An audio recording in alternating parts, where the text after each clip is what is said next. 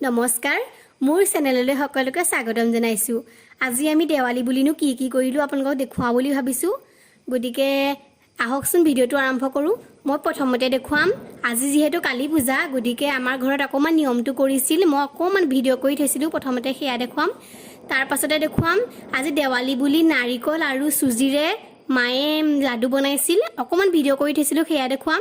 তাৰ পাছতে মই এটা সৰু ৰংগুলি বনাইছিলো ইমানো ভাল নহল হলেও দেখুৱাম আপোনালোকক তাৰ পাছত ভাইটিয়ে কেনেকৈ চাকিত ৰং দিলে হেয়া দেখুৱাম আৰু আমাৰ ঘৰতনো দেৱালী বুলি কি ফুটালো কেনেকৈ চাকি জ্বলালো হেয়া দেখুৱাম আহকচোন তেনে ভিডিওটো আৰম্ভ কৰো এয়া মায়ে নামো গাইছিলে মই যেহেতু চাকি জ্বলাই আছিলো গতিকে ভিডিও কৰিবলৈ নহলে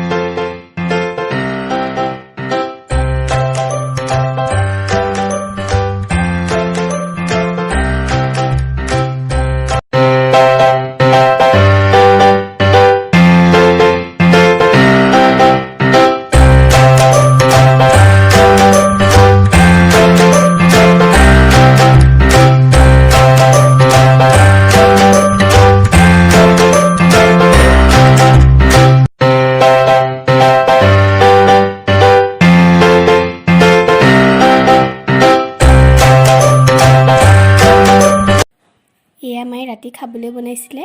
বিলাহী আৰু আলু টক, তাৰ পাছতে ৰঙালাও আৰু আলু ভাজি আৰু দাইল এখন।